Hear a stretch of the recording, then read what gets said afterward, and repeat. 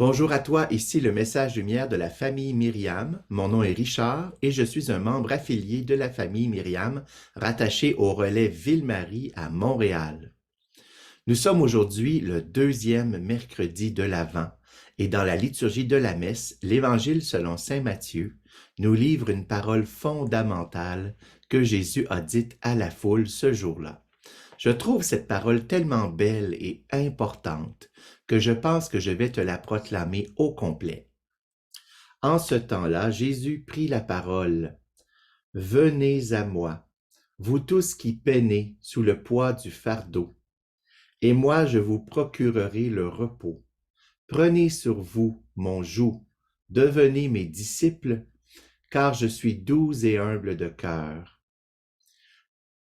et vous trouverez le repos pour votre âme. Oui, mon joug est facile à porter et mon fardeau léger. » Tu te demandes peut-être comme moi aujourd'hui, quel est ce joug de Jésus, ce joug facile à porter? Quel est le fardeau de Jésus, ce fardeau léger? Il y a certainement beaucoup de bonnes réponses à cette question. Alors laisse-moi t'en proposer une réponse qui, j'espère, va te stimuler autant que moi à prendre le joug de Jésus chaque jour. Quand on regarde le sens du mot « joug », on se rappelle qu'il s'agit tout d'abord d'une pièce d'équipement qu'on attachait normalement autour du cou des bœufs et qui permettait de tirer de l'équipement agricole ou bien un chariot de transport. Donc, un joug, c'est quelque chose qui permet de faire un travail, qui est relatif à un effort. Au sens figuré, on peut transposer l'effort physique à un effort moral, comme un dépassement dans le travail intellectuel. Alors, si un joug permet de faire un travail, quel est ce joug de Jésus? Et quel est le travail qui y est associé? Je pense que ce joug, c'est l'amour. Et le travail, c'est la sanctification de ma personne et le salut de toutes les personnes partout dans le monde. Je me suis posé la question alors, est-ce que j'ai vraiment pris sur moi le joug de Jésus? Est-ce que je suis son disciple? Et comment puis-je faire pour vraiment entrer dans cette invitation de Jésus? J'ai obtenu la réponse dans un événement que j'ai vécu dans les dernières semaines. Laisse-moi te raconter. Depuis octobre, professionnellement, je suis dans un projet objectivement énorme qui demande une masse importante de travail, de concentration, et il y a eu plusieurs obstacles dans le projet qui ont demandé beaucoup de replanification. Et je rencontre régulièrement mes limites dans la réalisation du projet. Je passe de longues heures chaque jour pour avancer un peu et j'ai dû finir quelquefois tard dans la nuit. À cause de cela, il m'est arrivé le matin de m'installer dans mon bureau sans avoir pris le temps de rencontrer Jésus dans ce temps de fidélité qu'on appelle oraison-rencontre.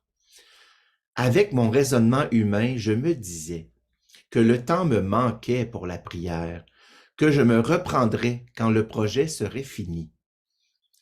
Peut-être as-tu déjà vécu ce marchandage qu'on fait parfois avec le Seigneur. Alors voici l'événement qui a tout changé.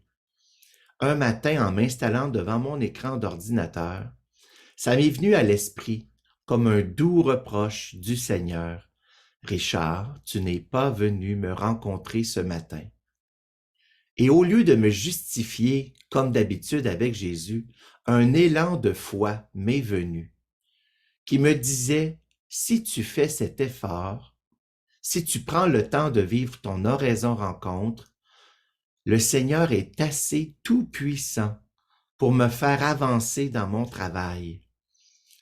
Bien plus que si je sacrifie mon temps de prière pour gagner du temps. Alors, par amour pour Jésus, je suis allé dans mon coin de prière et j'ai vécu mon cœur à cœur, quotidien avec Jésus. Je ne sais pas si j'ai avancé plus dans mon travail, Mais je peux te dire que ça a été beaucoup, beaucoup plus facile pour moi, cette journée-là, de rester patient, concentré, ouvert au dérangement.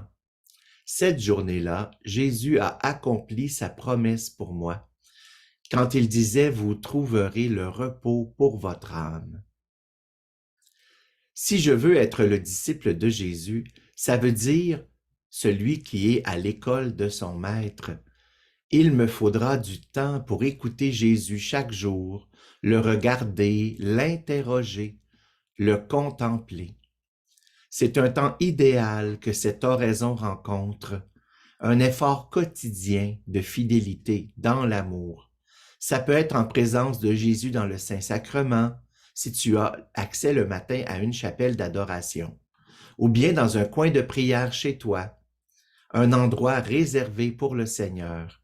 Ce n'est pas la longueur qui est le plus important, mais la fidélité chaque jour, qui démontre au Seigneur notre choix de le mettre en priorité.